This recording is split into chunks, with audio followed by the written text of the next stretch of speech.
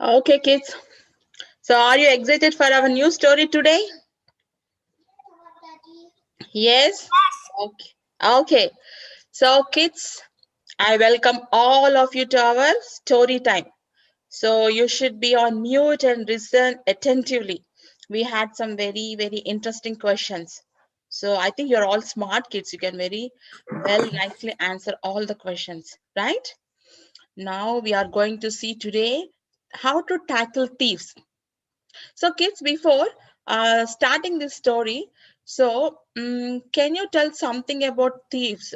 Oh, the Why? thief who steal stuff. Mm-hmm. Okay. Thieves steal things, and then thieves they go to jail because of the crimes they commit. And thieves could he have a gun to shoot. Oh, okay. Who is this telling? Govinda. Govinda, you know a lot about thieves. Most thieves don't have guns. Only robbers have guns. Okay, 1 minute, Govinda. Let me give chance to Shilila. She also want to tell something. Yeah, Shilila, come.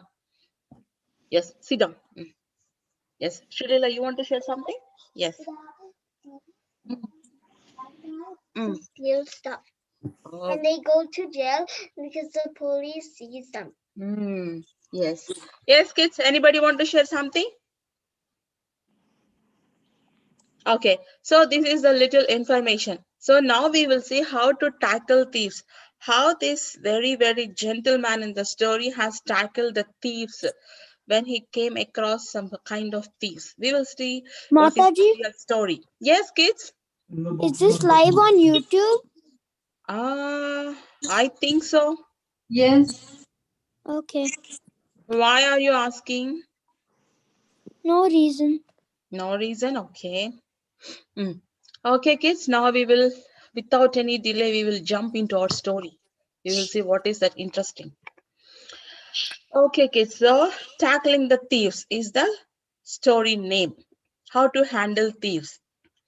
So here, Veerabahu was a merry young farmer living in the village of Vimanagiri. He had a piece of good land and he labored hard on it to produce crops and guarded the land most jealously. Oh, he got good crops. So all the people in that community are very jealous. Okay, now we will see next. Oh, okay, sorry. I lost it. Let me go back.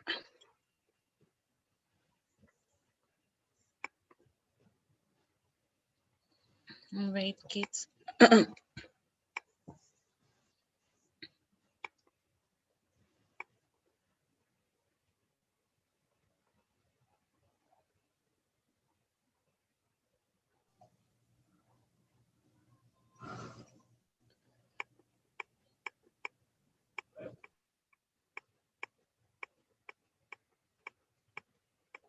Okay. And so he has a very good crop. All the neighboring farmers are very jealous of this Beer Bahu's crop. There was no rain 1 year, and so the crops most failed. Consequently, corns were stolen from fields wherever they had grown. Okay, because of loss of rain, there was no crop. That's the reason. Next year, there was adequate rain. All the fields smiled with luxuriant crops. Oh, see, a very rich crop. Beer Bahu's field had particularly good crop of maize. So this Beer Bahu's crop is maize. So he got a good production. Because of frequent thefts in the area, Bir Bahu had erected a small hut in corner of his field from where he kept an eye on his field. One night he could sense that some thieves had entered his field. A stick in hand, he rushed out to meet them. Oh, okay. He saw 4 persons cutting his maize swiftly. In the faint moonlight, Bir Bahu had no difficulty in recognizing them.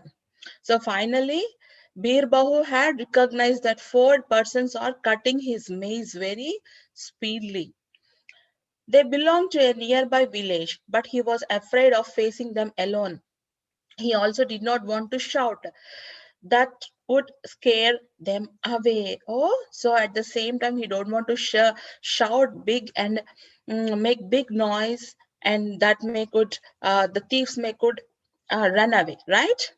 So he abandoned his stick and approached them smilingly. What he did, we are seeing now. He left the stick in his hand and he approached them very pleasingly, very smilingly. Of the four thieves, one was a Brahmin, another was a goldsmith. You know goldsmith, the person who makes ornaments, the jewelry is called a goldsmith. The third was a money lender. Sorry, money lender means a person who gives money whenever we are in need. We can take some kind of, we can borrow for some period of time. And the fourth one was a peasant like himself, farmer like himself. First, Bir Bahu saluted the Brahmin and said, there has been a good crop because of the kindness of the gods. You being a worshipper of them, since sometimes I was thinking of making a gift of a part of it to you. So what did he told to Brahmin? Because of kindness of God is so kind to me that's the why I got a good crop. So because of I got a good crop, I'm thinking of giving some portion of this to you. Nice of you to come of your own, take as much as you please. So he's telling to the Brahmin, so it was very nice. You came here and you're taking it. So please take as much as you want. Don't hesitate. The happy Brahmin went on cutting the maize with double vigor. So he's very, very happy. So the farmer, Bir Bahu, said, he's given a green signal. Oh, yo, you can take whatever you want. I'm happy you're taking this. Then Bir Bahu then turned to the money lender and said, in fact, I was thinking of carrying some maize to your house because my mother says my father died before paying back some money he had borrowed from you. Please take as much as you can. So he's telling to the money lender that his father left this world not paying enough money to the money lender. He's supposed to pay, but he could not pay in time. So her mother used to tell every time that we have to pay back some money to the money lender. So now he's telling Bir Bahu, please take as much as, because we are owing something to you. Now the money lender smiled happily and resumed his work. Now he's continuing to cutting the crop. Then Bir Bahu told the goldsmith, I am to marry next month. I want you to make a nice necklace for my bride. Oh, see, there is a marriage around the corner.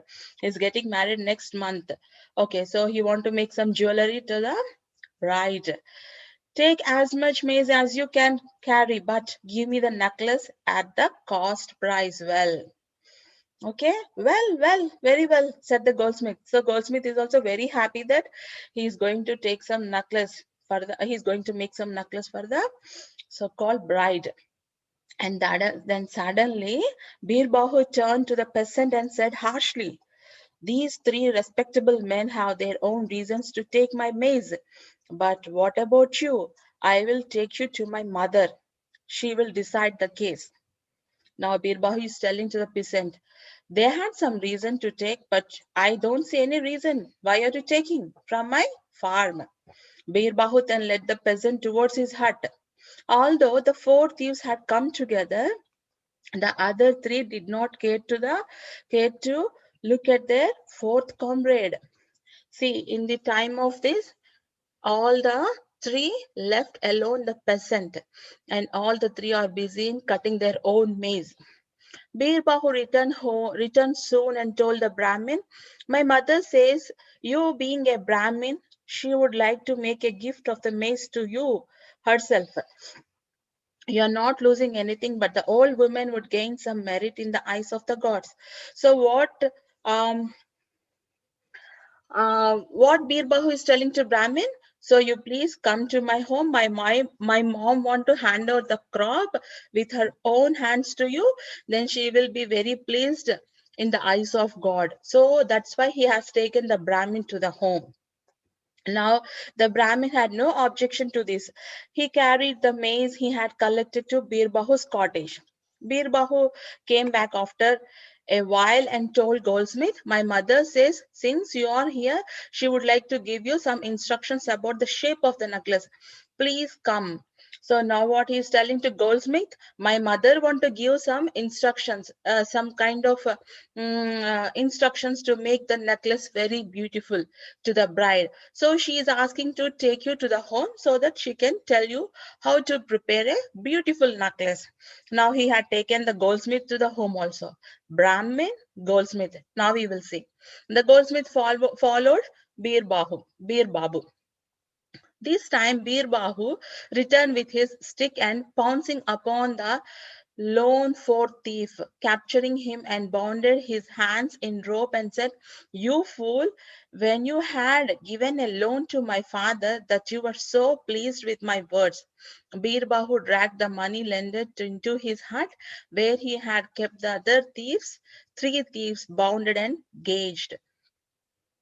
So my land is my mother. Now he's telling who is her mother? Her land. She said that you all are nothing but nasty thieves. See, Bir Bahu is very clever. He used his intelligence at the time of need. What he did? He taken all the four of the thieves very nicely with sweet words. He tackled the situation and dragged all the three to the home. Now the fourth moneylender also went and tied in the ropes. Now what he's telling, you nasty thieves, you must be handed over to the king's police. He then shouted to attract the villagers to his hut. The thieves were led to the police. The king gave a handsome prize to Bir Bahu for his cleverly capturing the thieves. See how clever Bir Bahu is? He did not shout or do anything. He nicely taken all the thieves and tied in the ropes and handed over to the police. That's how we have to behave when there is a situation like this. We have to use our intelligence. If at the first sight, if we had shouted, all thieves would have ran away. And they have created some kind of havoc in some other farmer's place, right? But what did, yes, Shalila, you want to say? We would also make another plan to come back. Yeah, that's true. That's true.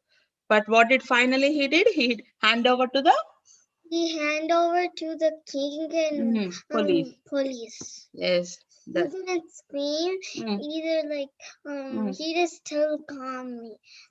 He he found some clever idea and like he told to the police and king, and he told everyone in like the village that I send the thieves, the four thieves, to the king and the police. Yes, thank you, Shalila. Kids, do you like your story? Did you like the story? Thumbs up. And would you like to share your moral of the story? Yes, ma'am. Yeah, your turn is done, right, Leela? We will give turn to other friends on the call. Okay, you can share at the end also, Leela. Yes, Lakshita, you like it? Very nice. Akshara, you liked it? Jalak, very nice. Malini, you're speaking, we cannot hear you.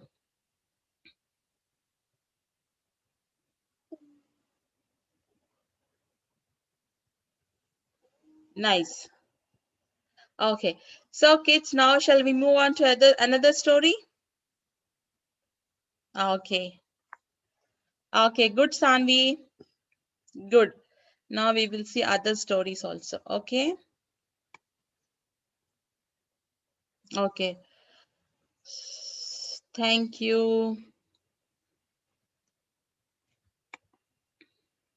We will move to other story now.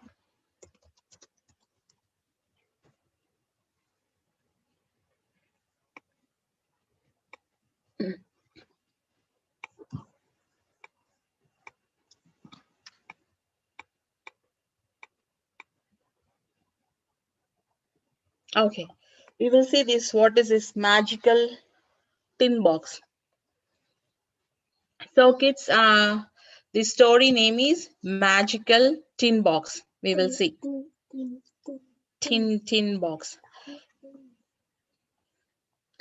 Shivram was a well-to-do farmer in a village. He had 3 different sons who assisted him in his work. When his sons grew up and got married, Shivram slowly retired from his work and began to relax. Soon the very way of his life changed. As soon as he would wake up in the morning, one of his daughter-in-laws would rush to him with water for washing his face. As soon as the was done, another daughter-in-law supplied him with a stick and powder for cleaning his teeth and arranged for oil, towel, and warm water for his bath. So this father-in-law has had 3 sons and 3 daughter-in-laws. So every morning, every daughter-in-law will attend his duties like brushing his teeth, bathing, supplying all the necessities they are doing. And the third one was eager to serve him his breakfast. The sons passed on to him all their income from the lands. Shivram passed most of his time sitting on his veranda, reading religious books. He felt that there could not be a happier man than himself in the whole country. So Shivram is very, very happy seeing all the daughter-in-laws are supplying. Right, kids? You also feel very happy when your mom is helping you, when your dad is helping you from your chores, right? From morning to evening, right? Brushing your teeth, your mom is helping, giving breakfast on the table, getting some glass of water, right? After bath, your dress is ready. You'll feel so happy, right? You're on the top of the world. Mom and dad are really helping a lot. So in the same way, here her father-in-law is getting help a lot with her daughter-in-law's father-in-law. So now we will see what next is happening. One day Shivram saw his, if he found a friend passing by, he called him to his side and told him how happy he was. One day Shivram saw his intimate friend Ranganath passing by. He made Rangnath sit near him and praised him, his own sons and their wives for their excellent conduct. Ranganath smiled and said, Shivram, do not forget to do yet another thing. You will be happier as soon as you do. So the friend is giving some advice to his friend Shivram. So his friend name is Ranganath. He's telling something. See, we will see.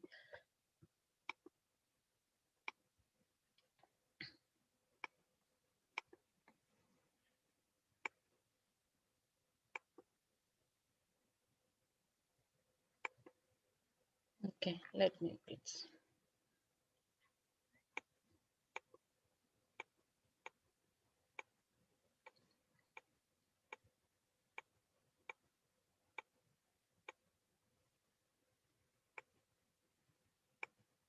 Okay, just divide your property among your sons so that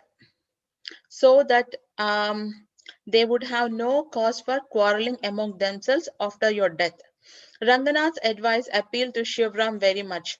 Till then, all his property was on his own name. He made 3 equal divisions of them and made each son an independent owner of the portion. So what did Shivram did? He divided his property among his 3 sons, and the 3 sons are responsible for their own share. So kids, if you have a brother or a sister, what you'll get, you get your share and your brother or sister will get his share, right? In the same way, Shivram has divided his property into 3 shares and has given his sons all their share.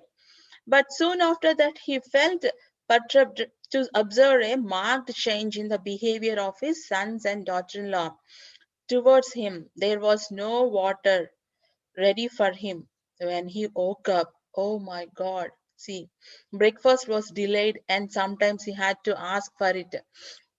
He was very sad. Now, if he found a friend, he narrated his own sorrows to him. See how his condition has become. It is totally now different. No daughter-in-law is coming up when he woke up. Nobody is giving his toothbrush and paste, and nobody is serving his breakfast too. Now his life is becoming miserable. Now he's telling to his friends who is passing there. One day he met another intimate friend of his named Ramashastri. He told Ramashastri all about his agony, his pain. Shastri explained to him, your sons and their wives made a show of respect towards you because you were the sole owner of the property. Why they are showing respect means because he is the owner of the entire property. After they owned their portions and knew that they had nothing more to expect from you, they grew cool towards you. Now, my friend, do as I say. So now Ramashastri is giving some advice to Shivram because he had no property left with him. Now nobody is respecting him. Now he is giving some advice. I will give you a tin, a box full of small coins amounting to 100 rupees. At night, close the doors of your room and scatter the coins on the flat floor and toss the coins one by one into the tin box again. So he's giving some suggestion to his friend. What should you do? At night, place all or scatter all the coins on the floor in your bedroom and toss coins one by one into your tin box. It will make some noise, right? So take care that the sound of the coins can be distinctly heard beyond your room. So other rooms should also hear this coin sound. Do this exercise for full 1 hour every night. You will then see the change. So he's telling to his friend, do this activity every night. Toss the coins into the box, making a very good sound so the other people in other rooms will hear this sound of the coin. Every night thereafter, the sound of coins would be heard from Shivram's room. Soon it was found that his sons and their wives had become very much dutiful towards him once more. So now everybody, every son and every daughter-in-law taking care of Shivram very nicely. Shivram had no lack of comfort anymore, and his friend Ramashastri was happy at the success of his plan. Some years later, Shivram died. Ram Shastri hurried to the bedside of his departed friend. He found Shivram's son eager to open his tin box. He cheated that you have to first complete your father's funeral properly, then think of the box. Then the sons were ashamed. They turned their attention to the funeral rites. After a fortnight, they opened the tin box, but their disappointment was great, for it contained only small coins worth 100 rupees. So they are very, very anxious to see open box what there in the property, how much coins or how much rupees or what the jewelry is there. They want to see what his father left behind himself when he's leaving this world. So they were very, very curious to see. When they opened the box, there is nothing but coins of worth 100 rupees only. They were so disappointed. And it contained a small note also. It contained a small piece of note. What is that? We will say these coins and this tin box, this box belongs to my friend Rama Shastri. Restore his property to him immediately. So what is that note? This is not mine and this is not yours also. This is of my friend Rama Shastri. Please give back this box to my friend. Rama Shastri just then happened to reach there. He was happy to get back his coins and the box which had done such a magic. See, because of this box and coins sound, all the sons and daughter-in-laws are respecting him. See, that is the magic of the tin box. Okay, kids? So, did you like the story? Yeah, you can unmute yourself. You can unmute yourself. You can talk now. Hare Krishna, Mataji. Yes, Yeah. Yes. There is a